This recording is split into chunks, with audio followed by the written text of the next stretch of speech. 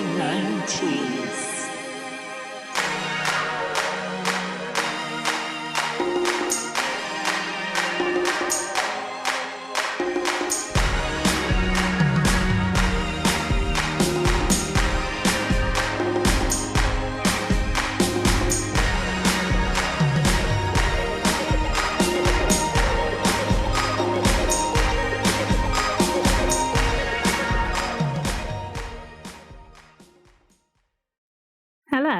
Hello.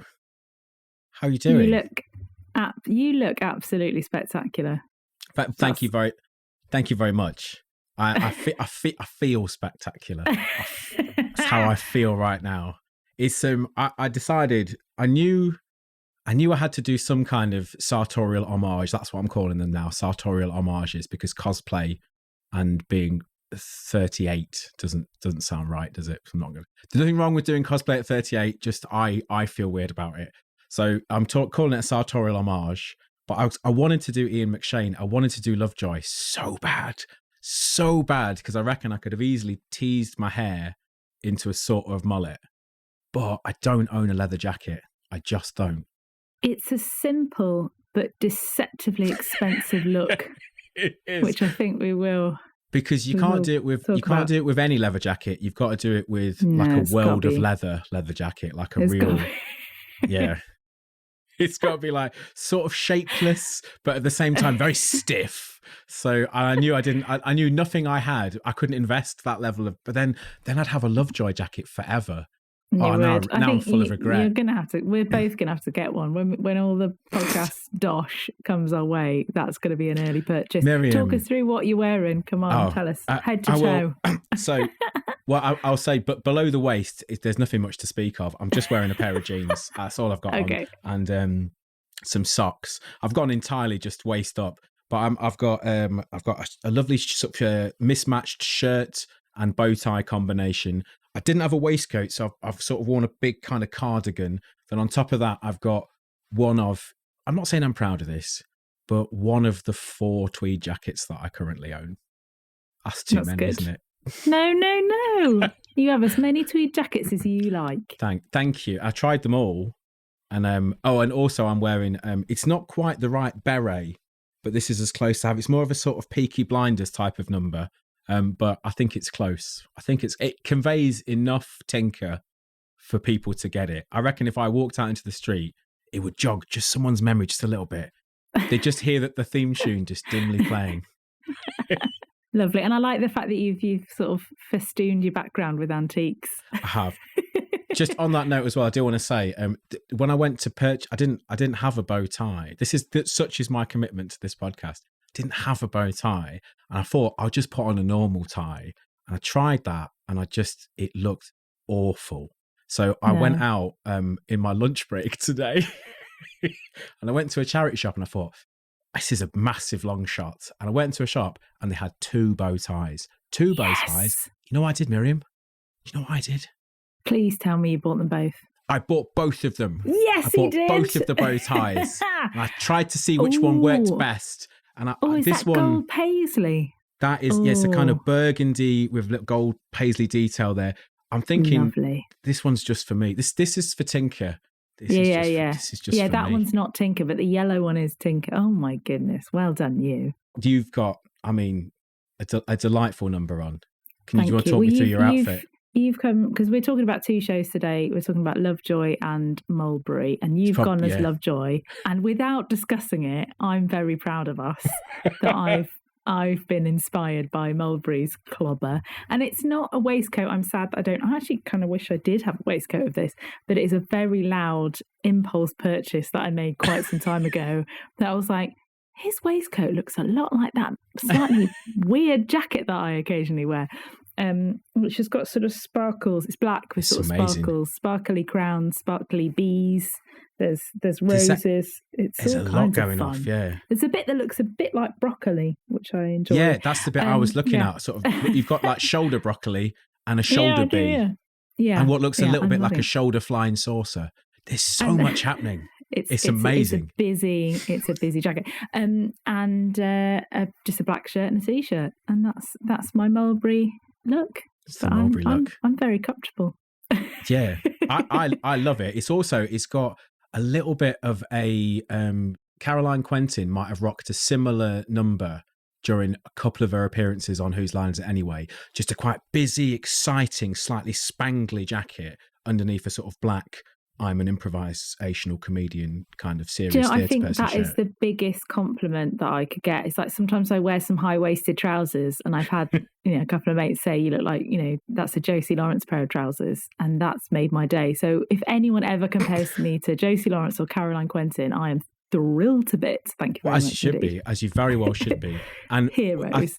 A thing that I didn't know about myself until today, which was that if anyone ever compares me to Dudley Sutton, then I think that's lovely, because I think he's a smashing human being, and also that I'm just anytime I've got a fancy dress party, which of course I will never go to because I never go to fancy dress parties, but I think I would Dudley Sutton. I think I'd go for it. And then if you did Mulberry, Jesus, no one would get it. I mean, no one at all, literally no one. But we'll come on to that.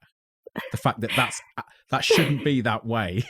Before we do that, should we get out those bin bags and find out how we've been? Yes, it's time for a rummage. Please tell me how you've been. What's in the bin bag this week? I've been really quite good. Yeah, I've been helping. There's a local Amdram group down the road, and they had a panto, and I was doing all their social media and hanging out with them, and then they had a big party yesterday, and I did loads of cocktails for them, and it was a hoot and a half. That is solid. That's solid. Was that after a performance? Straight afterwards? Yeah. No, they had a matinee, and then it was. Oh, so they had a good run up, party time, and a good knees up. Yeah, and they do like loads of really lovely things. Like they had like the director of the next show was there, and then the director of that show then hands the keys to the hall over in like a ceremonial moment. Oh, wow. Do you know what? It's absolutely delightful. Yeah, I've always thought that's and I will say this many times. There's a lot of idea with Amdram. It's sort of seen as a bit of a negative thing, isn't it? I think people are a bit weird about it.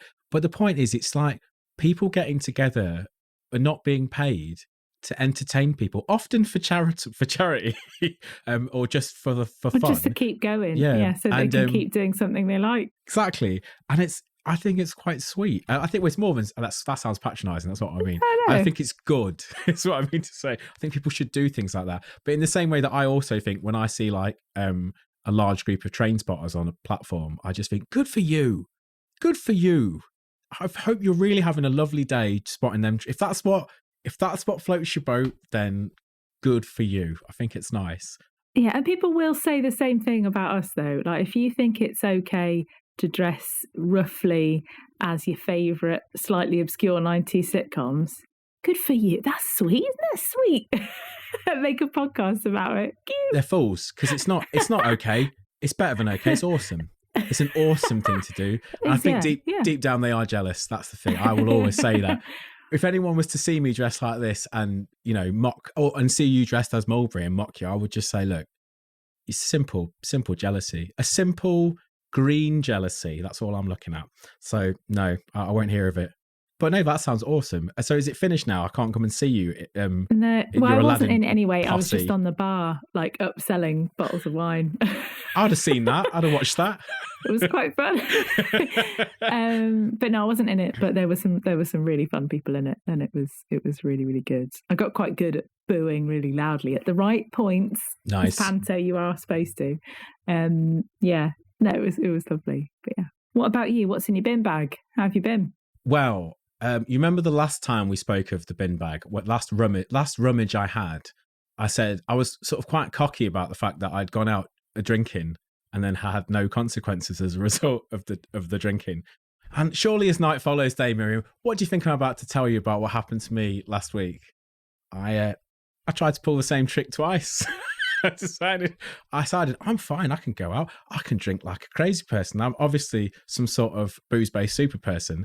And I'll be fine. So it's Joseph's birthday. Our friend Joe, he'll be on this podcast. I'll grab him and make him. But we went out for his birthday, and he decided to have his birthday in a brewery. I mean, it was doomed from the very beginning. So we went there, and I don't remember how I got home. Neither does Joe. All we know is that we left the brewery and we went to see a gig, and I very much did not like the band that were playing the gig. And apparently I made my feelings quite known about the fact that I didn't like the band. And all I remember as well is that a couple of times I went to the bar and then I just turned around to Joe and went, "Chasers," which is as if like I'm in some like, I've never heard you say stock. That. And that's "Chasers." And so, yeah, we had a lot of chasers.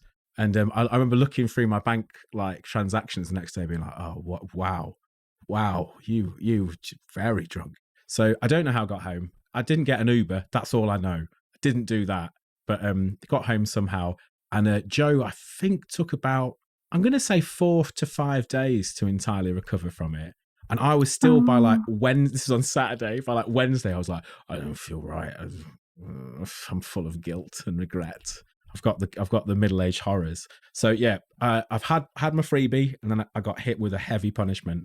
But it was lovely. It was a very nice evening for what I recall of it.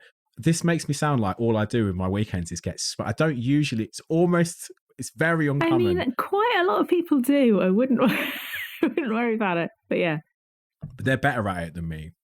I'm very hit and miss.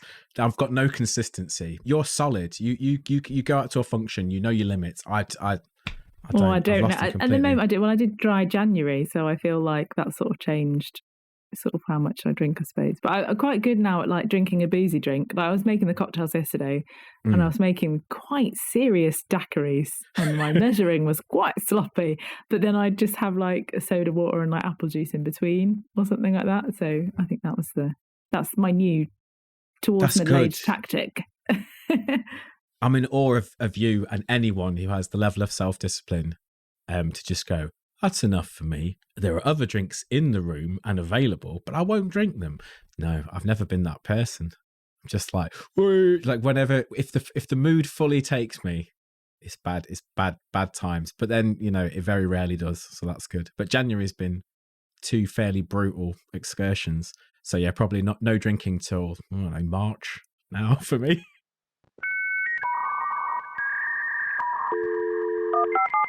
The 90s. What are we talking about? What is the first thing that we're going to talk about? I think I'm gonna bring mine in because I think we've got more to say about Mulberry because I'm just loving my jacket. But I wanted us to talk about when you put Mulberry up as a thing that you wanted to say, and I was like, well, then Lovejoy.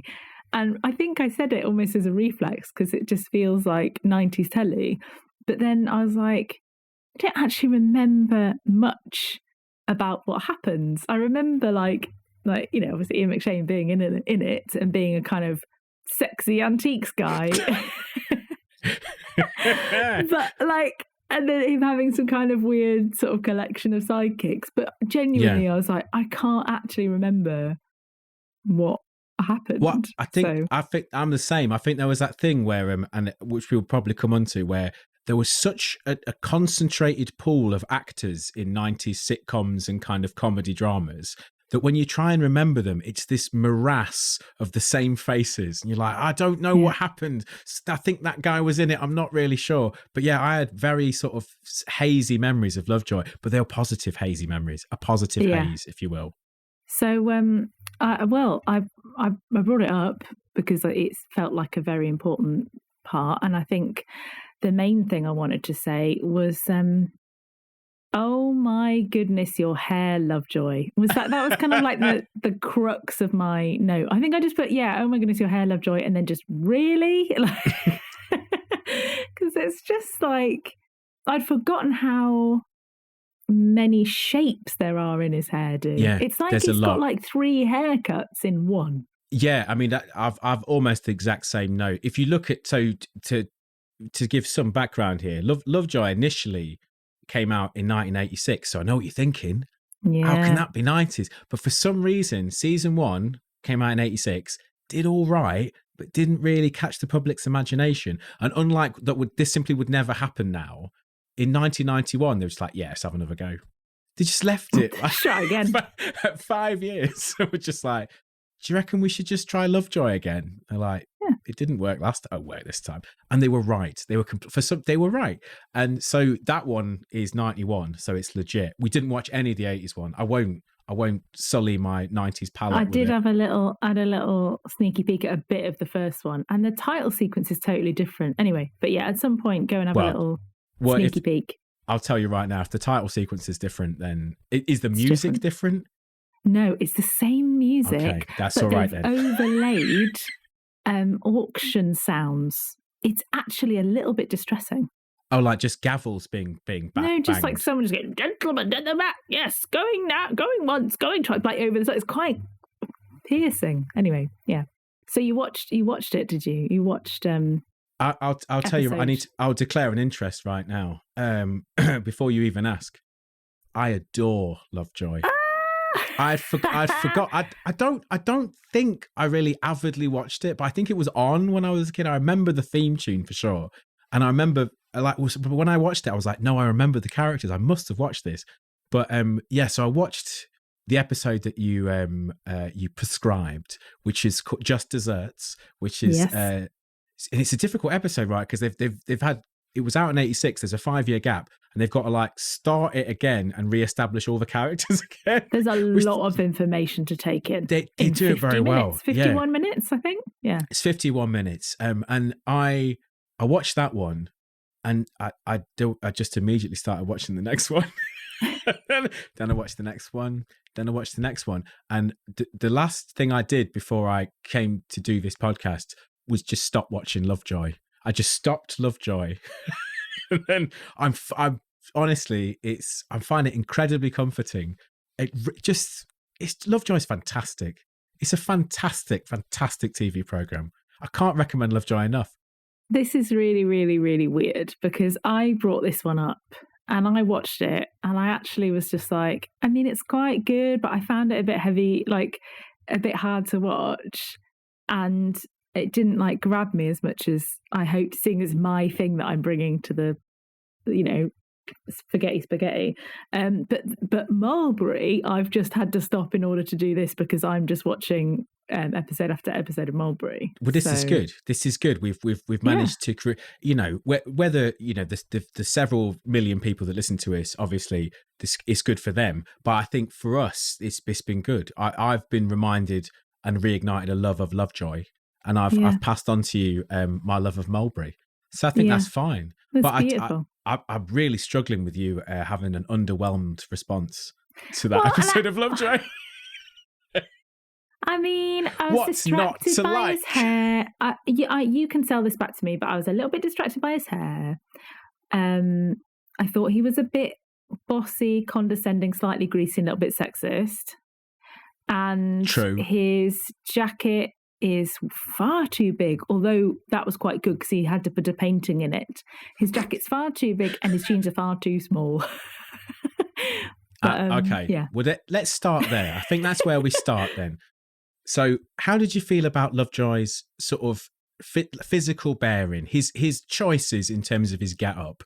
Because I agree with you. There's a scene, it's not in this episode, it's in episode 3, where he's sort of reclining on a chair like this, just wearing his t-shirt and his leather jacket and his jeans. And they are without a doubt the tightest jeans I've ever seen on a person. And I'm talking like Robert Plant levels of like, he is poured into those jeans. There's like several flesh ridges. Yeah. He turns around in one scene, I think it's in the first or second episode, and you're just like, are they jeans or is it just body paint? Can I see this naked bum just painted with denim paint effect? That's true. And of course, you will see his naked bum later. You will see that. It's very important for some reason. And I'll tell you, I've watched a few episodes. I really like getting Ian McShane's kit off. Or maybe, I don't know if it's in his contract, but he does a lot of McShane below the waist. A lot of McShane bum. Way more than you need. More than expected. It's there, and I'll take it. That's what I'll say.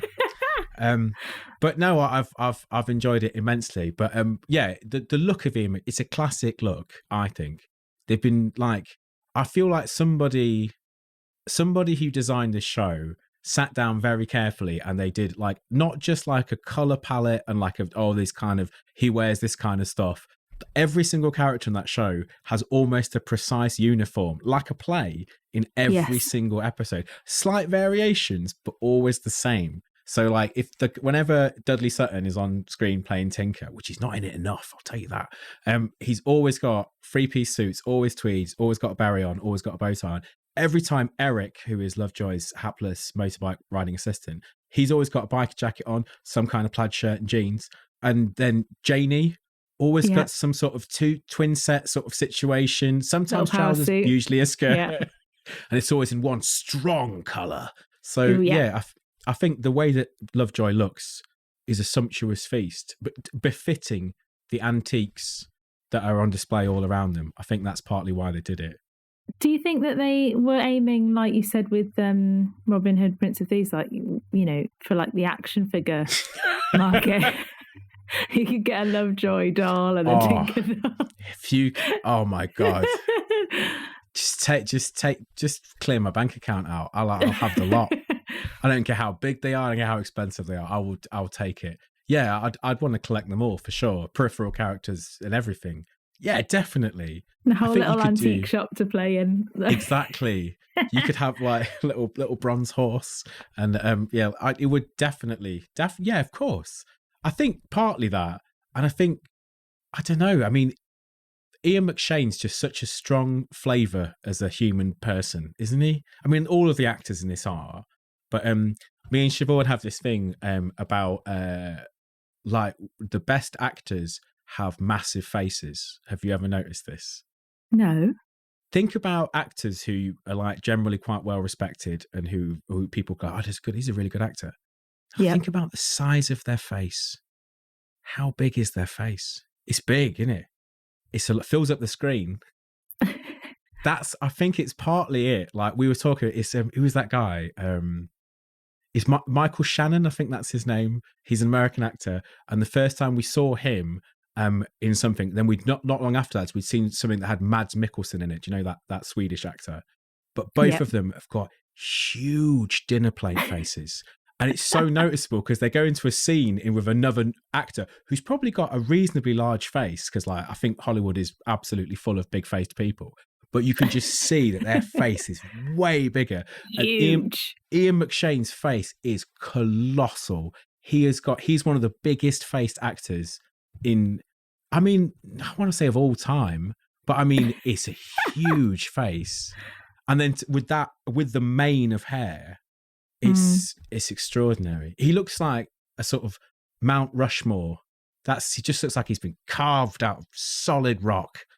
And the scale is also about appropriate than just like dense foliage and trees. That is his massive. And then all the tan, all the bronzer deep, and tan, rich mahogany tan. It just sort of varnished the furniture, the antiques. Just give him a coat as well. It's lovely. I love the fact that like Ian McShane, like he's because I always thought in my mind, this is the other thing that I got because this is what surprised me. I always thought it was funny that like obviously Ian McShane did Deadwood and that kind of blew him up, and then he did then suddenly he was in like big Hollywood films, like, and then he was in but like really good ones, like, and then he was in like Sexy Beast. He was brilliant in that. He's in Game of Thrones. He's in American Gods. He's in just so many like very, very high budget. He's a serious Hollywood actor now, kind of a character actor, but still massive. And I thought, isn't it funny that he used to be in Lovejoy? And then I watched him in Lovejoy and I went, no, he was bringing that standard in Lovejoy. Like he's just acting as if like, yeah, this is like proper storytelling. Because he's all the bits where I had forgotten as well in Lovejoy that he does the breaking the fourth wall thing. I'd forgotten that was a thing. I was just going to ask you about that. I was just going to say, like, what do you think about that? I love it. Yeah. It's brilliant. It's amazing because it's like, I mean, it's just to get a glimpse of Ian McShane's inner monologue, what Lovejoy really thinks. You have to have it. But I think that was because these are based on novels. Yeah. And so obviously they realized that like so much of the narrative was based around stuff that you couldn't see. So they had to find a way of doing it. I think they probably thought, we'll do a voiceover, but it would have been weird because and they went, oh, we'll just have him talk to the camera. And as long as it's just him that talks to the camera, it's fine. That's good. As long as it's like, if there's only one person breaking the fourth wall, you can accept it. And I think he does a very good job of it. It's like faintly Shakespearean, I think. It's like a soliloquy. Am I giving Lovejoy too much praise? No, I think, because he's because I think you're watching him being kind of charming and charismatic, and then you just get that little pocket of time where he's being sort of charming and charismatic to you as a viewer. It's kind of cool. Like, it's cool. Well, I mean, so first of all, I'm saying you're perceiving Ian McShane's incredible 17 haircut as a negative, and his beautiful World of Leather jacket as a negative. I'm perceiving these all as positives. And I'll tell you what else. I'm perceiving his. So in the story, he starts off. He's in prison, and he's sort of working off his sentence in prison. It's quite convoluted, but he gets out and he meets his aristocratic friend Janie, and they take them out for like a fancy meal at a restaurant. You say it's a restaurant. It sort of looks like a kind of weird pub function room. It does. But they're in there having some sort of high class meal. Which he sort of complains about throughout, and then finishes off smoking an enormous Cuban cigar indoors. I wondered about that. I was like, did he bring it with him? Like, where did that come from? Did they sell that in there? Like, they used to do that. Yeah, you used to be able to get you could buy cigars in pubs. I don't know if maybe you even still can, but like you because people used to do it. I remember going to pubs when I was young, and like men would think it was dead cool to get a cigar and just smoke it at the bar, or like old guys would get like a panatella and then smoke that at the bar. But like to me, the smell of a cigar it's a horror show. It's the worst. Intense. Yeah, I've likened it to a pet shop burning down many times in my life. It's like damp, horrible, sawdusty, an animal whittle. I don't know why anyone would enjoy. So he dropped in my estimations just for that cigar scene, but kind of also the bloody mind. That's the thing. I mean, what is as a character? Lovejoy is. They use the word roguish, but isn't that just code for bastard? Really? Like, well, I think because he never does things that are like that bad. Like there's things where he sort of crosses the line. I feel like, and he will sell something that's stolen, but he tries to, just not ask any questions rather than actively go and steal stuff. I think so. He seems to be sort of like a good guy-ish. Like, yeah. That's what I'm saying. He gets away with murder, though, I feel. Like, everyone's like, oh, it's Lovejoy, and he's so sexy, and it's fine. And you're like, I don't know if it is fine. Yeah, I will admit, there's a tiny mismatch between the level of charm that you see Lovejoy exuding on screen and the reaction he's gaining from it. People are often, it seems that like rich women are immediately bowled over by Lovejoy's whole demeanour. But then, I don't know, Miriam, I'm not a middle-aged aristocratic lady in 1991. Maybe the sight of Ian McShane. Exactly. More's the pity. Neither am I. We don't know whether if we'd seen Ian McShane rolling down the street in his little is it a Morris Minor, which is called what? What is the name of his car? It's called Miriam. It's not his car; it's her car. But that's true. But it's her car that she gives to him. Yeah, his car is called Miriam. There is a scene which I just felt was I'll send it to you at some point where it's in like sort of episode 4 or 5. Where Miriam breaks down in the rain, in the Norfolk rain, and there's just a scene where he's punching the steering wheel, going, "Miriam, you bitch! Miriam, you!" And I thought, like, it'd be interesting for you to hear that out of context, to hear Ian McShane just berating you in the worst possible way, because I'm never gonna experience that. But I just didn't want to send it to you because it might seem quite unpleasant. But, well, it's like, I feel like in a certain kind of weird mood, that'll probably just end up being like my ringtone on my phone. Is that your phone? Is that just Ian McShane calling you a bitch? Both? No. It's Ian McShane portraying Lovejoy calling me a bitch. Oh, sorry. That's what it is. Sorry. No. He went full method for this. I heard that he spent 18 months just trading antiques in Norfolk under an assumed name just to try and get into character.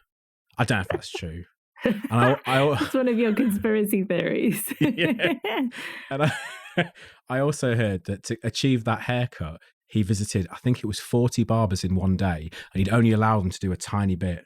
He would just so you've got 5 minutes and I'm going to the next one. Yeah. You start whatever you think is right, but I'm not giving you much time. And they would just go, and then he would just get up and he would run out the door. That is the most perfect description of his haircut, because there's beautiful little like kind of fixed curls at the back, but then there's a kind of Lego bit at the side. Do you know what? Very distracting. It reminded me of like a kind of, I don't know, an East Anglian vista, like a few sort of clumps of trees, a little bit of water, flat, flat and smooth mainly. Yeah, that's what I feel he was going for. Yeah. But I mean, to step away from McShane and to my clothing choices today, I was a little bit disappointed in this episode because I fondly remember Dudley Sutton being in this show, and so much did I enjoy watching Lovejoy. And my disappointment that Dudley Sutton isn't as much as I thought he was. I watched a whole film yesterday. Did you? That stars Dudley Sutton that I've never seen before. What film did you watch? Well, I was looking up like what else has Dudley Sutton been in. Dudley Sutton is Tinker, by the way, in Lovejoy. And the first thing that came up was a film from 1964 called The Leather Boys. So obviously, that's the one I'm going to watch.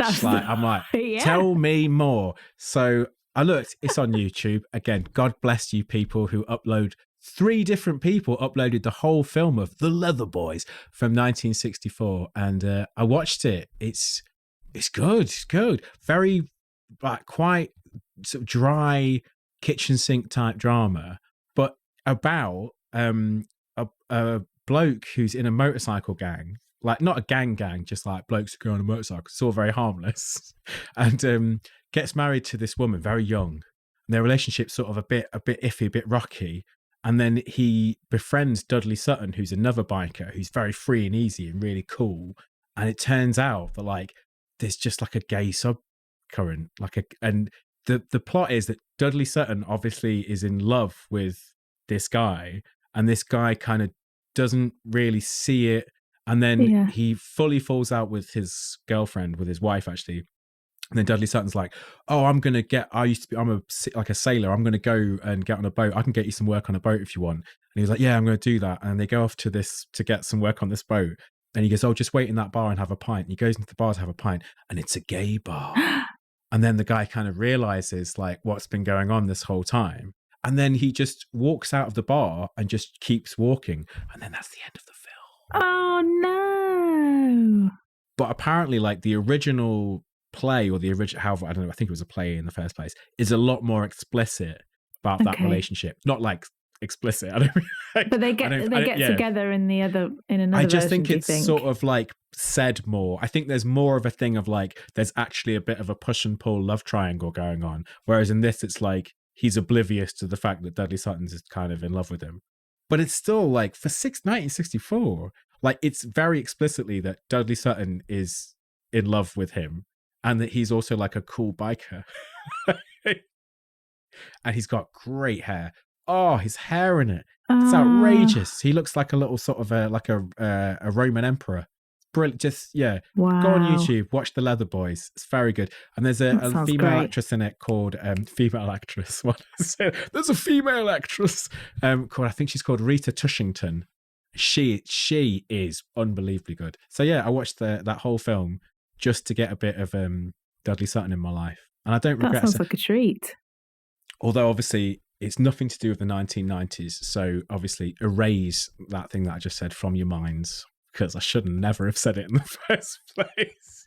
It's all part of, it's part of the context of, your love for Tinker. And I think that's fine. I just think he's great. I just think he's really, really great. But no, I loved watching that film. I thought it was very cool. But I did mean to ask you, because I attempted to festoon my area, as you can see. I thought I'll put some old things like to give it an antique shop vibe. Yes. I've got nothing, no things, no stuff. There's nothing in my house that's old and worth anything at all. I did buy you that money box from an antique shop in Grantham. My Mr. T money box. The Mr. T one, yeah. So that is old and ish, and from an antique shop. would that be described as objet d'art or a curio? What can I call it? Because I thought there must be something in my house. There must be, I've got I thought, have I got a clock? There's clocks in antique shops. I realized two things. One, I haven't got anything old in my house that's an antique at all. And secondly, that I don't think I've been in more than one antique shop in my entire life. I just don't understand the world of old thing. That's maybe why I love Lovejoy. You and I, we're going antiquing. That's what's going to happen. We're going antiquing. Oh, she's made it a verb. She's made it a verb. It is already, isn't it? Anyway. I mean, I've heard people say antiquing. I thought, yeah, all right. Well, how does one do it though? I mean, I'll dress like this, obviously. Yeah, obviously. I'll dress like this.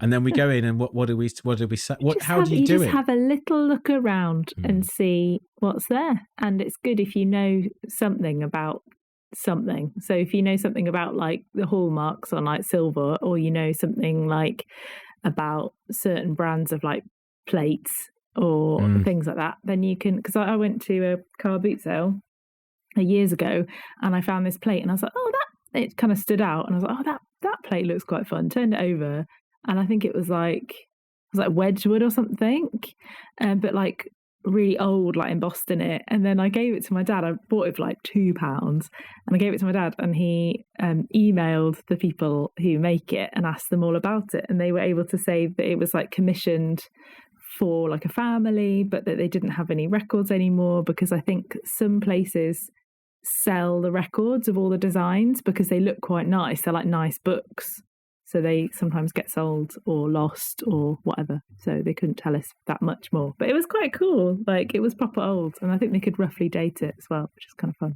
But yeah, I see. I like the idea of this, but I think I'm not in a position to start purchasing antiques. It's £2. It was £2. But yeah, I think like my skill. These are where my skills lie. This is what I've got. This is my Lovejoy. Yeah. The other day, I needed a new bag that would fit my work laptop in, because my current bag is a disaster, Miriam. The strap has gone. Awful. Oh no. Terrible. So I was like, I'm going to go to a charity shop. I'm going to find an appropriate laptop. There's always laptop bags in charity shops. They're everywhere. So I went to get a laptop bag. I found a bag. Yes. Like, that's a nice bag. And I bought it for £10, sort of a black canvassy bag with a leather bag. I looked at the label on it, and it said Brooks, England. And they're the people that they make like horse shit. Like, don't they make saddles and things like that, and riding boots? I thought, like, I bought some kind of weird equestrian bag. And then I looked online to see if I could find out what it was. It cost £225. You are the best charity shopper that I've ever known. Because I was like, I think I was trying to get a Christmas present for someone, and then I was like, I think I'll get this from a charity shop. Went into a charity shop in Nottingham, had a look around, could not see it, and I was like, but I can't remember what it was, like a tie or a jumper or something that I knew would be in there. Went in, nothing, and I was really annoyed. And then I met up with you for a coffee, and we went back into that same charity shop, and there it was. Like, you're just like charity shop, like charm. I don't know what it is. Like, you're just like, I've got a system. Whisper to it or something. But your aura and the good charity shop purchases just magnetized. And then it's true. Well, I've been doing it my whole life. I'm steeped in Chaz. Chaz is my way. Chaz is what I do. Incredible. If I move to a new place, I will need to immediately know where the good Chaz is at. And in most towns, there's like 3 or 4 good Chaz zones. And it's taken me about 5 years, but I've got it now. I know where the Chaz is in Brighton. I know what kind of Chaz is where. I know where to hit on the reg. I know where to hit every so often. I know what to look for where. And I've got some contacts. I Chaz hard, and Chaz is life to me. I don't understand, like, buying clothes that aren't from charity shops. Obviously pants. No, I won't do that. But, and generally socks. Maybe I have. Shoes, that's, for some reason, Siobhan thinks that's the line. I don't agree. I think shoes are fine.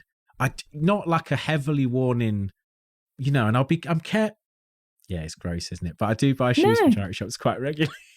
No, they sell them. And we wear, bowling shoes that have been worn by 700 different people. So I think it's fine. I'll constantly wear bowling shoes. Yeah. People are trying to stop me from wearing bowling shoes, but I just like the way they slip and slide. I'll wear them all day and all night. Anyway. My final words on Lovejoy, sorry. Just one more thing, because I feel I haven't covered enough Lovejoy. I just wanted to say, if you're in two minds about Lovejoy, if like Miriam, you're not sure if you'll enjoy Lovejoy, just give it a go. Go onto UK TV, it's free. Just give it a go. Yeah. Just try a bit of Lovejoy. Open your heart to McShane's early work, Dudley Sutton's early work, to referring to my notes, but Phyllis Logan's early work. Yes. And also the early work of Chris Jory, who plays Eric in it. Open your hearts to the also the. Can I also say the person who wrote the books for Lovejoy? Do you know what his name is? Oh, he's got a really fancy name. His name is John Grant. That's his real name, like the singer. But he chose to write under the pen name Jonathan Gash. I think that's a mistake. Oh, I'm thinking of the screenplay writer who's got quite a fancy name. I think. Oh, is he like adapted by? Yeah. Yeah. But can I also? I think it's quite a good show because it's like 50 minutes long. I feel like it's like Sunday night telly done right. Like you're just like, it will get resolved by the end. And if you're not into, because I quite like a Poirot or something on a Sunday, but that's there's the thing. there's not too much jeopardy. There's not too much like murder or anything in it. It's a bit gentler, but a bit sillier. So I think if you need something a bit cozy, it's true. Lovejoy Sunday night. Absolutely, I'd say Poirot is the perfect comparison, because you remember that time when we enjoyed the work of Crime Poirot when we watched that episode. Still available to listen to online. And in it there was Crime Poirot, right? We said, why can't there be a show that's Crime Poirot? But this is like antique Crime Poirot. He's like a sleuth, but he's unscrupulous. He does loads of crime. He crimes it up one time. But not to, he's sort of, I feel like he doesn't go out to do a crime. He just sort of crime happens. He's not shy of a crime, though, is he? No. He didn't see. No. He wasn't turning the crime down. Oh no, so that's plenty of crime for me. No, he invited the crime in. I think you've got to admit that. And he wasn't locked up in the very first episode, but for a crime he didn't commit. That wasn't his fault, though. That wasn't kind of his fault, really. It's true. And my last note really is just to say, the theme tune. Oh, the theme tune, and all of the incidental music, but the theme tune is an absolute treat. I can't stop singing it. I'm surprised I haven't sung it yet because I love it so much. And my favourite part of it, I don't know if you picked up on this, is obviously it's shot through with a lot of harpsichord and a lot of lovely sort of woodwind. But halfway through, they just bang in this note that goes like a sort of strange, sort of otherworldly synth, which I think is like hinting at the fact that, you know, the Lovejoy is for the ages. It's still modernity. Cool. Yeah. Antiques are cool. Go and buy antiques because they're sexy and cool. That was kind of what I was thinking when I was watching it. I was just like, someone's gone, what do we need to make cool that isn't cool? I know, antiques. I think the person who wrote this and the person who like adapted it, there's definitely a sense that somewhere along the line, and probably Ian McShane is also involved, there's definitely a sense where someone just went, I mean, okay, so this guy's what, like 40? I guess that's how old he is, isn't it? But I can't around that age. It's like, what's the coolest thing that this guy could be like about? Like, oh, he'd wear a cool sick leather jacket. Oh, and he'd have the tightest Wranglers, and then he'd have like a real sweet pair of boots on, and then he'd have like a t-shirt that just says like Norton Motorcycles because he's cool. And like, I feel like Ian McShane is a lot of like middle-aged men's idea of what a cool man is, and I got no problem with that. I'm basically a middle-aged man now, and I'm thinking it's time that I get that World of Leather coat. I think I'm going to watch the whole of the 6 seasons of Lovejoy, and I think you're going to start to notice my whole demeanour and my attitude towards life, and your hair. It's all going to change. Hair slowly shift to a more Lovejoy style. So I think we should revisit. I think we should come back at that point when we've watched, because I'll give it a go. So once we've watched everything that Lovejoy can provide. Yeah, we and come then back and discuss. And then if you can, maybe you can take me on a lovely day trip out to East Anglia, and I can wander around the antiques markets, just picking up stuff and going, like saying Queen Anne. Yeah, and then in the afternoon we'll just sort of fake a painting. It'll be great. Yeah. It's a date. Done deal. Done deal.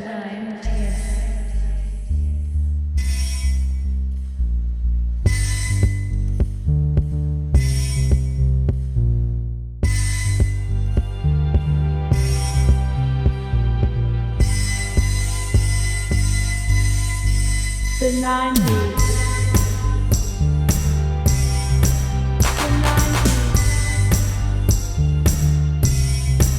The 90s. The 90s. Mulberry time. Run VT. It's Mulberry time. Please say it's Mulberry time. I love Mulberry. I'm so obsessed with it now. What have you done? So, just to introduce this, because I think most people know what Lovejoy is, don't they? I mean, Lovejoy is a touch point, right, in culture. I think Lovejoy is more important than it really is. I feel the same. You see someone with like a leather jacket or something, you'd be like, oh, it looks a bit like Lovejoy. Or like, do you think you're a bit of a Lovejoy? I don't know. You definitely mention it, like bit of a Lovejoy. Yeah, you know. Yeah. That's got to be, you've got to save that phrase from the forget. It's a bit of a Lovejoy over it. But yeah, I'm the same. I've seen Lovejoys everywhere since I started watching this. But anyway, I've got to stop talking about Lovejoy. I don't think many people remember Mulberry. I really don't think they do. When I've described it, again, it's rather, I kept thinking this experience was going to be a bit like Cows, in the sense that the ideas are joint. That if when I sent this to you, I was like, she might hate this. And also I was like, does anybody remember this happening? I was surprised you could find it online, to be honest, but it's all there. It's all there. So Mulberry was a sitcom. I'm just going to refer to my factual notes here. Mulberry came out 92 and it ran for 2 seasons, 92, 93. And Mulberry was in my opinion, a cracking, I'm not going to influence you, but a cracking sitcom, starring Karl Howman, who I will probably, throughout the course of the next 30 minutes, call Karl Bowman about 15 times, because I keep doing that.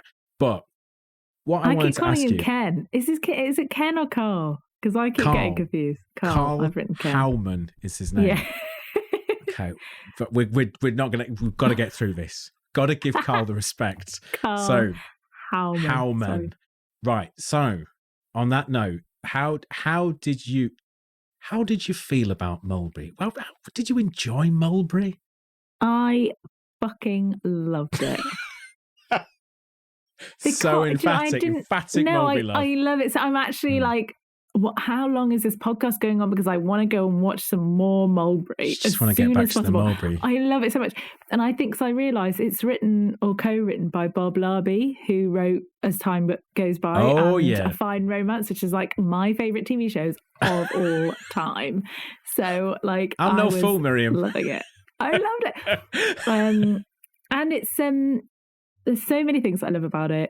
They're short. It's only like 29 minutes long each episode. The theme tune is quite weird, but he sings it himself, definitely, which I thought was adorable. That's immediately 10 points. That's the thing, right? Yeah. Doesn't matter how bad the theme tune is. If the lead actor in your show sings the theme tune, boom, 10 points. Doesn't matter. That's straight away, no doubt. They have Judi Dench, who is not renowned. Obviously, she is terrific in every way, but she's not renowned for her singing. She's not a huge singer, but she sings the theme tune for A Fine Romance, which is quite peculiar. But yeah, he sings this, and it's you just got to think of it in every Dennis Waterman vehicle, of course, and all of them gold. All of the themes. Yeah. To be honest with you, generally with Dennis Waterman's work, I prefer the theme tunes to the television programs themselves.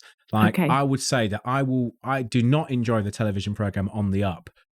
Do I enjoy the theme tune to On the Up? Yes, I do. That is an incredible... He's never written a dud, and he never will. Waterman's theme tune writing skills are second to none. But then, let's not forget Kelsey Grammer sang the theme tune to Frasier. Yes, let's not forget the other example that I had, which has now completely gone out of my head. That one. Let's not forget that one. I'm saying it's always a sign that the program is going to be top qual. And you composed the theme tune to this podcast, so case closed. I did compose it. It was hard, and it's not exactly what I'm saying. We don't know that Bowman composed it. I don't think he did, but he sings it beautifully. So Howman, not Bowman. Howman. Stop calling him Bowman. Did I just call him Bowman? You just saying him Bowman. Howman. Out loud. Howman. Anyway, I think I know someone called Karl Bowman. Mulberry. I think he was an IT bloke I used to work with ages ago.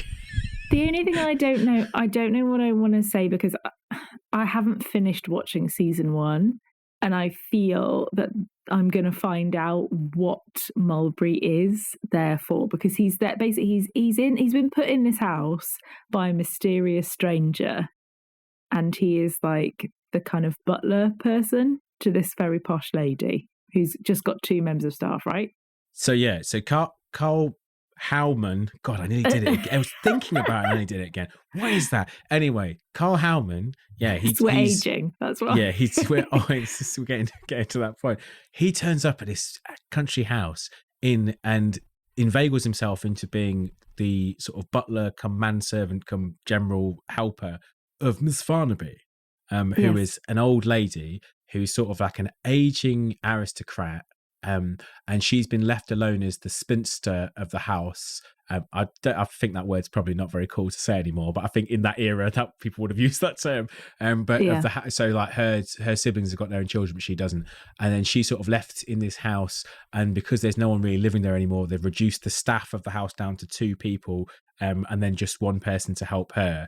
And at the beginning of the program, the person who's been her like previous helper storms out because she can't take it anymore, because Mrs. Farnaby is I think the term is a pill. She's a real pill of a woman.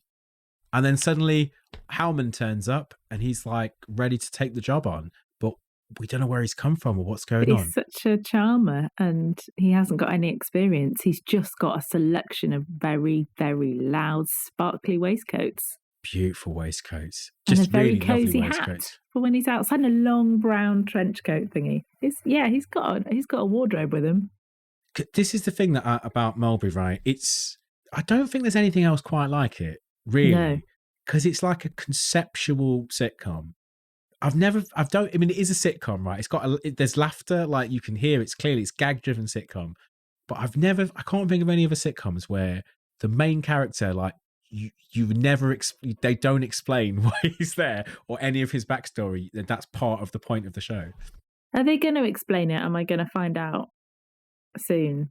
See, you're in this amazing position. Know.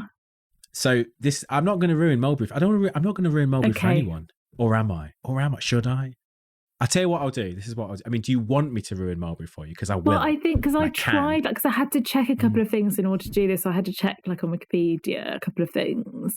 And I was just trying to read, like, should I read this weird way? Like, I just want the information that I want. I don't want to know the end. And, sometimes it'll have, like, and it's the thing where this happens. And you're like, no, don't let me. I just want to see the date and the name of the person in it. And I think I saw something, and I'm wondering if it's a bit like, did you ever watch Murder Most Horrid? Yes, I did. With Dawn French? Yes. So I'm wondering if it's something along those lines. Hold on there. This is what I'm going to say to you. So how many episodes of Mulberry have you watched? I think about 4 or 5. So this is, if I remember rightly, I think I am right in saying this. Okay. So this I know for sure. They had planned to make 3 series of this because, like I say, it's basically like a conceptual sitcom. Like, it can't keep going because it has to be resolved. So there's a central conceit in this sitcom that is constantly being picked at that needs to be resolved, which is, why is he here? Yes. So he's there helping this Lady Farnaby, and you've got Bert and Alice, who are kind of the knockabout comic relief in the house. And then on top of that, at some point in every episode, a shadowy figure comes out. The stranger. And what happens with the stranger, Miriam? Well, he just says, that's not why I put you here. Like, you're having, like, kind of, you're having too much fun, or just get it done, Mulberry, or something like that. He's creepy. Yeah. He's a creepy man who only exists to try and frustrate your understanding of what's happening in the program. Because you're like, who is he? And then what's Howman doing there? And I don't understand. Why is that happening? So I remember as a child, this sucked me right. I was like, I don't get it. I don't get it. If I'm not mistaken, I think they sort of explain it a bit at the end of the episode number 6. Then the beginning of season 2, they do fully explain it. But there's supposed to be a 3rd series, Miriam. They never made it. What? So it doesn't get resolved. It never gets resolved. You know why he's there, but you don't. It doesn't get resolved. That's all. I mean, if you want me to tell you, I can tell you. I know. So I think I know what it's about. I'm just like, are you kidding me? No. That they don't resolve it in like. Wait. Okay. So okay. So with Lovejoy, they did it in 1986 or whatever, and then there was that huge break. Could we? I think Bob Labby might have died, but I've seen all of his back catalogue. Maybe I can give it a go. I don't know. Can we just get season 3 out? Like, I don't. Can we do that? It's a grassroots campaign, Miriam. We have to start somewhere. It starts.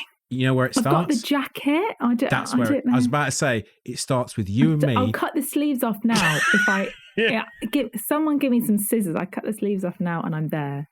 Yeah, this is the thing about Mulberry as well. This really struck me this time. When do you think that program is set? In what historical period do you think that's set?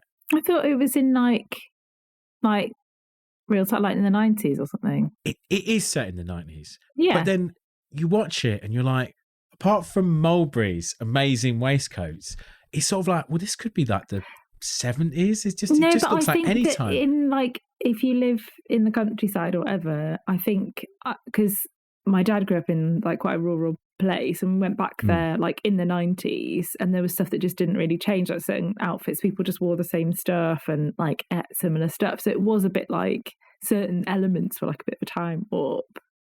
So I can believe that. So that you're allowed to say that. I'm not allowed to say. Why? If I were like, because I don't have any connection to any. The only people in my family are from the countryside, are like the Welsh side of my family, who are like from the Brecon Beacons. And like when if I talk about that, it just literally sounds like I'm talking rubbish, because there's like 11 great uncles or something ridiculous. Like, it's a huge, big Welsh family. And to be fair, I do remember going there sometimes as a kid and being like, this is like I've gone back in time 50 years. But in a weird way, like in a really good way. Like, it was like, well, this car still works, so we know how to fix it, so we just keep fixing it, so you have the same car for a lot longer. Or like, we've got this cake tin and we always make this type of cake, so we'll just put it in and just keep I don't know. It was just really great.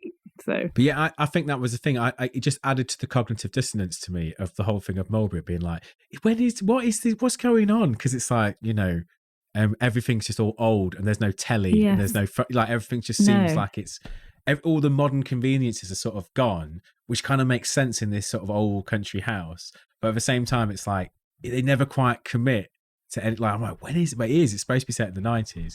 But that's what a lot of his stuff is like. That it's like because it's like a play, and like the sets are always, in that kind of format that feel like a play. So you just have what's needed, but what's there is always really good. Like, I was very impressed with the food in Mulberry because the preparation was being done perfectly. And it pisses me right off. And people are just like, they don't show the actor like what they're supposed to be doing when they're making something, and you're like, what's he doing with that? But she starts off like the first scene, like she's prepping squid beautifully, and then there's like some half prepped Brussels sprouts which look really perfect. So I was impressed. I had not picked up on that, and I will go back and I will take more. I remember the squid scene for sure, but I mean, I mainly remember just the beautiful antics of Howman. I think that Karl Howman's the Central Mulberry performance, it's just brilliant. Like, it's just it's a great. I don't understand why he didn't get more, because everyone remembers Karl Howman as that bloke from Brushstrokes, which I never watched. And I think he's in EastEnders now, right? No, thing is, I was like, I know this actor so well, like he's in something, and I can't place what it is. And I was going through YouTube looking for something else, and I found there's a compilation again, God bless YouTubers, of all the Flash cleaning product adverts that he did. And he's done every single one of those. Of course. From the 90s. And just Shame like, on me. the ones like, Mum never lets the dog in, or Mum always puts the lid on the blender, like all of that one. And just like all the ones where his wife or girlfriend wants to have a bath. And he, he's like, don't worry, darling, I'll do it. And because I'm using Flash, it's like so easy. Like, anyway, all of those sort of slightly sexist, a little bit weird adverts, all him. And I know these, when you hear a song that you haven't heard since the 90s and you know every word, I basically knew all the adverts, like word for word. Yeah. And I was like, that's where I know you from. I was looking into the background of Karl Howman. And I found an article that was in I think it was in the Sun from like 3 years ago.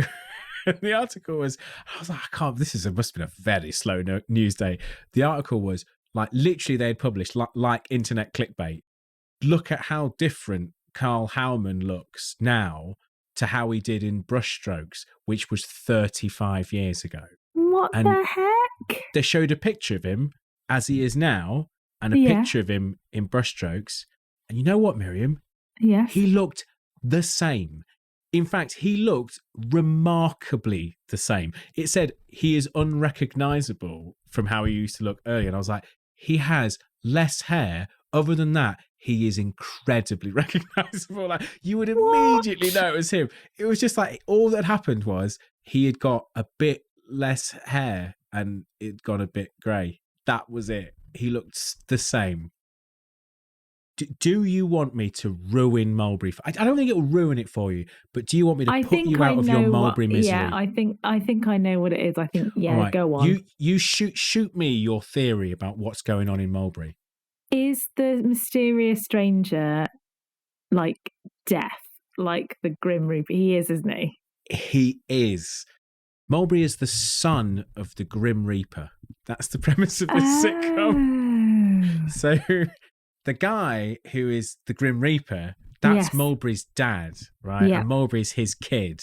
And that is the premise of the sitcom is he's been like taking over from his dad as the Grim Reaper, I guess. And then he's been set a first assignment, which is to lead Mrs. Farnaby away from this mortal coil. And he was been told that he can ease himself into the job by just sort of doing it, in his own way. And he's too sentimental, despite being the literal son of death, to take her away. So at the end of every show, it's basically just Karl Howman's character has his father just going, kill that old woman. Go on, do it. Kill her. And him going, I don't want to, though. You've got to. That is how dark and weird this sitcom is. But no, I'm so glad. And I don't mind that it's spoiled because I think it's still the snappy lines and like the whole back and forth about she's got this rocking horse that she doesn't want to give over to like her great nephew or something. Who's called Warwick, and because he's like horror, and they just have this brilliant like back and forth about how much of a terror he is, and that he just ate 3 goldfish or something. It was just so good. I love it so much. So yeah, bring it back for another season when I finish this. Well, 2 things I need to tell you. Firstly is Mrs. Farnaby. Yes. Did you notice anything about Mrs. Farnaby? Well, the weird thing is that they said, how old are you? And she says 37. But I'm thinking that is she just being she's just being facetious. She's okay, fine. Because I was like, she's a bit old for 37. Did you also notice that, of course, that she is Mortiana, the witch from Robin Hood, Prince of Thieves? She is. And also a version of Miss Marple that I... Yeah, she's marpling hard. She's marpling up one time. But yeah, I love the fact that we just smoothed that. Yes, and we're going to keep. Then we'll develop the Gwendolyn, the Geraldine McEwen, area of things. But I'll tell you what happened, and this is, it's not. I'd like to sort of end this with an exciting bang, but I can't really, because what I thought I'd do is I thought I'd see how accessible Karl Howman is as a person. And so I was like, is Karl Howman around? Like, can one speak to Howman? So I had a look. Howman's on Twitter. Of course he's on Twitter. He loves a bit of Twitter. So I went and I thought, oh yeah, I could just send him a message. And I noticed he was on one of those. I guess he's one of them people that gets up in the morning and does like a brutal retweet session and then reply session, and then just puts their phone down. Because I noticed there was a lot of activity in like mornings and evenings, nothing in the middle. A healthy way to do it, I would say. I applaud you for that, Howman. But I noticed that I was like, oh my gosh, I'm in the middle of a Howman wave. He's retweeting like He's every online. 15. He's online right now. I was like, I don't have any time. This is my chance. So I sent a message to Howman. So I followed him straight away. Follow me back. Message straight to Howman. He followed you back. Oh my gosh. I did follow him back. Wait, did he follow me back? I might have dreamt that. That might have been my own wish fulfillment in my mind. Let's say he followed me back. He probably didn't, but let's say he did. So he was retweeting stuff, and I'm like, right, okay. But usually when I try and do my slimy celebrity approach, as you know I do, I like to really think about it and think how I can I'm not trying to trick the person, but I am trying to make sure that they understand that, like, one, we ain't got any money. Two, it's just a bit of fun. And three, that we're not horrible or trying to trick them in any way. It'd be cruel. We just want to have a bit of a laugh. And we're just 90s fans involved. Yeah. And obviously, Witter 100% understood that, probably because I sent him a very gushing message about how much I love Shed 7, which came very naturally from my heart. But this, I was under pressure, high pressure. It didn't work for me for Chris Barron, because Chris Barron still hasn't replied. Chris Barron, it's all about I the moolah. I did it and you didn't, and I think I should have let you do it. And I messaged him, and I think Chris Barron would have smelt the fact that I was not a true believer. He would have known that I was a Johnny Come Lately fan, and he'd been like, "This guy, I'm not giving this guy anything, whatever." And I think that's what I think. I think Howman knew that, because I said I went in too professional. That's what happened, right? I went in and I was like, "Hey, Mr. Howman," or whatever I said. I said, we do this podcast, and we're talking about Mulberry. I was like, you remember Mulberry? Yeah, you will have done, because people do remember things like that in their lives. And I was like, and we're talking about Mulberry, which I think is very underappreciated. To tell the truth, sitcom from the 1990s. We're like, I just wondered if you might want to maybe just record some thoughts, maybe to talk to us about it, maybe. And almost immediately, the reply came back, just going, yeah, probably not, but thanks. Oh no! He sent me back a message. He said, apparently they might. This is good news, right? This is good news. He said apparently they might be rerunning Mulberry, the series, on like some kind of proper telly or cable channel, or I don't understand telly anymore, but like he was saying, it's going to be on some kind of TV platform, right? And he was like, if that happens, then I'll be more than happy to talk to you about it. And what I couldn't do at that point, Miriam, was send one back being like, if you think this is in any way a promotional opportunity, I can't help you here. This is the most shoestring bullshit you've ever seen in your life. I was like, mate, the episode that we're doing about yourself, I'm dressed as Tinker from Lovejoy. and not in like a studio. No.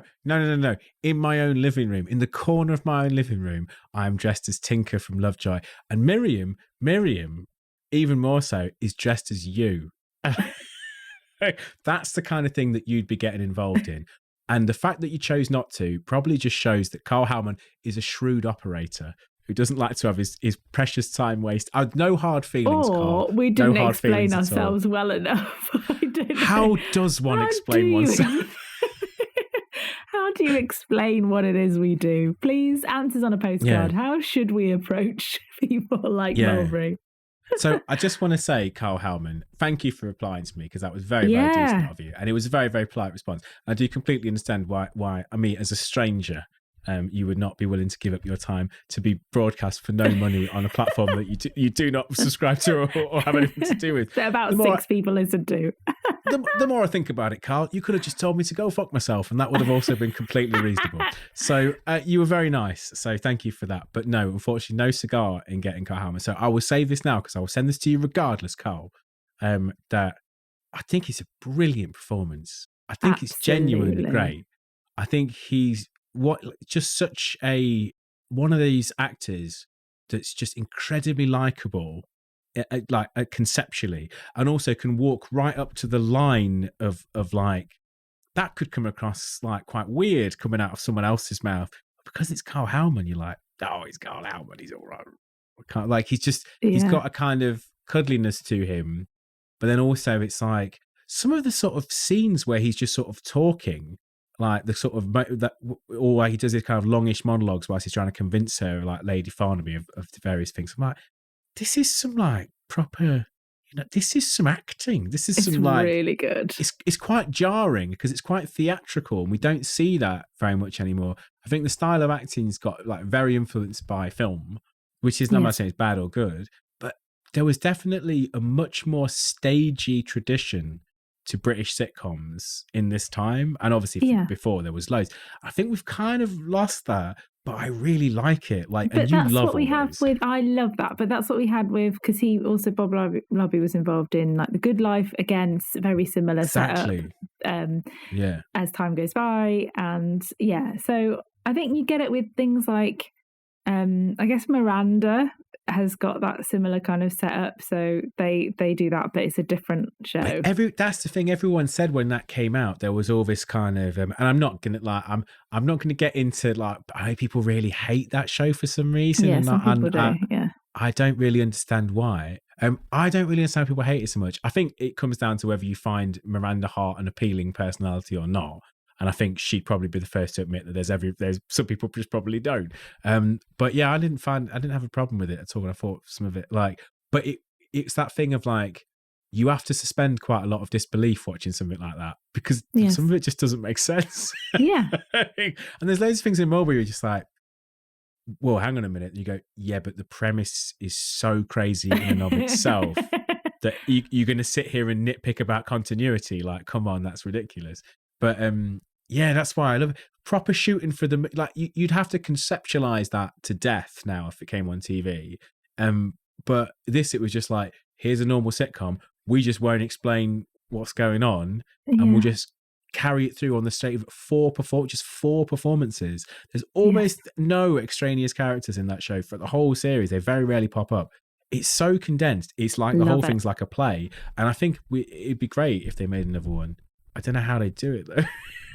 I don't care. I just want it done. I love it. I love it. Okay, so the next season of Mulberry, this is what I'm saying. Okay. Then Karl Howman is Death. He's the stranger. Yeah. Yeah. And he's got a son now. Or he's a daughter. Well, this is what I was coming to. He could have a daughter. Can have a daughter. You could get in there as the new Mulberry. I am available for such jobs. I was thinking that, and then I was also thinking that like, we haven't had like a food-based detective for a little while. We've had a few food-based detectives, a few food sleuths, and maybe we'll come on to some of the great ones. But I think it's high time that there's like a Miriam Nice Mysteries, where you solve a bit of crime, and then you always, every week, you end up having to cook, but there's no kitchen. And then you have to quickly whip something up without a kitchen, because you keep it on brand. You're just combining all of my weird projects. Oh yeah. And then they'll have to, how can we work it in that at some point you have to make tiny cereal sized food? I don't know how we'll get that into an episode somehow, but I don't know how. Maybe my sidekick's just a little mouse, and I make him the same dinner but small. I refuse to believe you haven't thought about that prior to that statement. That was too quick. You were like, my sidekick's a mouse, and it's all off the top of my head, and he's called Derek, and he has little gloves. Like, but you could be the voice for him. Yeah, you could be the voice for the little I'd mouse. love to do a mouse voice. Is he a sassy mouse, or is he like a sweet? Right, I'm deadly serious. I'm going to start writing this up tomorrow. I've got nothing better to do with my life, and I desperately want this to be real. So leave it with me, and then make it good once I've done the terrible draft of it. But we just need a snappy name, and then we're there. So if anyone out there has got a great idea for what we can call the Miriam Cooks Without a Kitchen mystery, Karl Howman is death. Mystery mouse adventures. And a mouse. Karl Howman is death. Yeah. Cooking, crimes, and Karl Howman. It's like a mega mix. You remember Jive Bunny? It's like a mega mix. All the things you love, a little bit of everything. You're gonna love it. You're gonna absolutely love it. For everyone. Yeah. We can pitch this. We can pitch this. We totally can. Yes. This is gonna happen. And we'll keep it. We'll make it cheap. We'll bring it in cheap. Oh, it'll be cheap. We've got all the old costumes ourselves. We'll bring it in cheap. The animation of the mouse. That's really expensive. I'm just going to do it primary school style.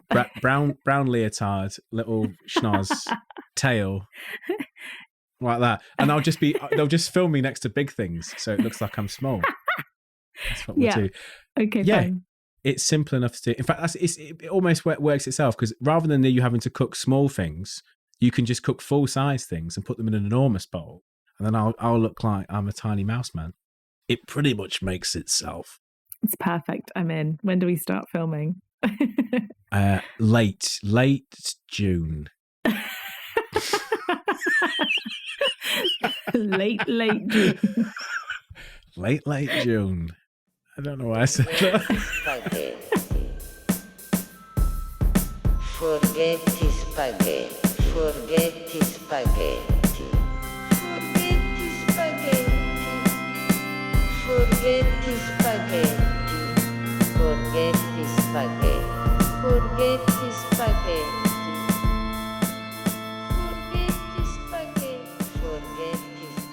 Thank you for Mulberry, and I knew you'd love it purely when I found, and I didn't know this before I'd chosen it, but then I started looking it up, and when I realised, Bob Larby, who wrote As Time Goes By, which obviously I think we've mentioned in previous podcasts. Would you say As Time Goes By is your favourite sitcom of all time?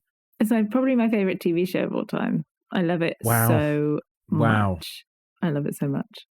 I daren't do a podcast about As Time Goes By. No, I know. I daren't. If I can. I daren't. Because I feel, it will be like, essentially, if I was to even deign to criticise it in any way, I presume that would be me. Well, not just off the Christmas card list, but just permanently excommunicated as a human being. No, I don't think so, because that you not liking it doesn't stop me loving it. It doesn't affect me. That's one of those things that I think you have to understand, especially as a man. If someone else hates a thing that you like, it's all right. It's fine. Yeah. It's fine. As long as they're not actively trying to stop it from happening. Yeah. If I was trying to gather up all the recorded copies of As Time Goes By and destroy them, if my feelings were that strong. If you were trying to split up the Spin Doctors, then we'd have to have words. Exactly. If you were sending disparaging messages to Shed 7 being like, yeah, your new album's not as good as your old stuff, why don't you just give up? And then I would have to get very, very annoyed with you. Yeah. Yeah, rightly. But I think it's fine. You can quietly despise anything that I enjoy. That's absolutely fine. I think that's healthy in a way. I think it's good to I was talking about this with Frank because he hates the Beatles. I don't care for them much, actually. I just like to put out there because it will make me seem really popular in comparison to both of you. I actually quite like the Beatles. There's a couple of songs I think are quite nice, but the rest I think is a bit rubbish, to be fair. Sorry. But I think there's a thing where exactly right, and my reaction to that is like, fair enough, yeah. Yeah. But there's some people where if you say to them I do not like the Beatles, they're just like, that is a personal affront to me as a human being, and I will stand here berating you until you agree that they are good. And I'm like, why? Who is this for? If you went to any of the two surviving Beatles and said, do you think it's okay if some people don't like your music? They'd be like, yes, that's absolutely fine. They're fine with it. Yeah, they're all right. So you need to be fine with it. It's the same thing as I actually love when I meet someone who likes Pink Floyd a lot, because I don't really have a strong opinion about them, but I know that if I'm rude about them, they'll get really, really angry with me. And I find it funny because I don't care either way. And I sort of make them dance like little marionettes going like, how dare you say this? And I'm like, it doesn't matter. It doesn't matter. That album sold millions and millions of copies. Loads of people like it. It doesn't make any difference whether I don't like it or not. But on that note, everyone should like Lovejoy. And if you don't like it, you're wrong. Just wrong. Everyone should like Mulberry because it is a treat. I'm going to watch the whole of the second season. Haven't watched the first already. I'm going to watch all Mulberry now. deep into Lovejoy right now. I'm so deep into Lovejoy. I love this lovely little kind of swap shop that's happened in this episode. Like, I brought Lovejoy, you brought Mulberry, and we've just gone, no, my favourite is your one, let's swap. Exactly. Yeah, it's great. It's really nice. And I think that's so, in terms of the forgetty spaghetti, it will be like, I've got a big Lovejoy sort of spoon, and you've got a big Mulberry spoon, and we'll just keep getting them out to the... Get it on the top like that. Get them so they're always laying there. Everyone can see them. I think that's good. And yeah, anyone who's listening to this, there's 2 or 3 of you lonely people listening to this. UK TV, it's a terrible app that will melt your brain with adverts that make you want to die. But it's worth it for Lovejoy. Oh, and don't, if you're watching it like on your phone or whatever, don't like quit and then come back, because then you have to watch the adverts all over again. They punish you. They punish you. That was one of the first things I checked. I was like, right, so how many... There's a lot of ad breaks, Jesus Christ. And I was like, if I stop and come back, what happens? And they just stood there like, you've got to watch them all again. They're the same one. Yeah. I want to rescue a cat. I don't have the space. I would love to do that. But I don't know if my pensions are all in one place. I don't know. So, yeah. I didn't get any of those adverts. I just got McDonald's over and over again. That's because they know you're into food. They're trying to break you. Whereas with me, things that they can hit my anxiety about that makes me buy stuff, it's all over the map. It's just so many things they can get me on. So they're just trying them all. Ships, whatever they've got. Whatever they're knocking about. Oh, he'll feel bad about this. Quick, give me... Like, whatever it is, I will find myself going, Jesus Christ. I've often said that. It will just take like the sort of 40 to 50% tip over if men all decided to shave off both of their eyebrows. If it got to like 30 to 40% of people were doing it, I'd be like, shit, maybe I should do that. I don't know. I think I'm going to do that. Like, that's how easy I am to sell stuff to. So that's why I don't watch adverts, because it's a risk. It's a risk. I want like a fucking car now. I can't drive. I'm like, I've seen that many car adverts. It's true. I don't care. But I do want a Morris Minor.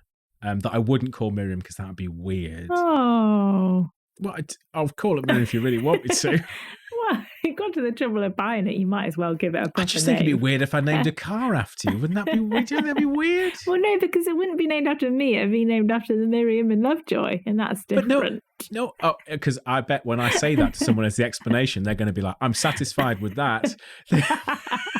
I just like to watch you explain it to someone. Oh, no, it's not named after my friend Miriam, who I've been friends with for over 20 years. It's after a show that I watched just quite the other day. Yeah, I don't understand. Yeah, no, I can't do that. I can't. Imagine if, like, what would you do? Yeah. All right, fine. I'll learn to drive. I'll buy a Morris Minor in poor repair, and I'll call it Miriam. Call it Miriam Morris. Miriam Morris. It's fine. I'll do that. I'll do it. And I mean, have you any final thoughts, Miriam? Have you anything you'd like to add? No. She shakes her head. I'm just itching to go and watch more Mulberry. That's all. I know. I can see you're antsy. You're antsy to get back to Mulberry, to go and live in that world. You know what? I'll tell Karl as much. I'll say, no worries. But Miriam is now obsessed with watching Mulberry. My co-host. Yeah.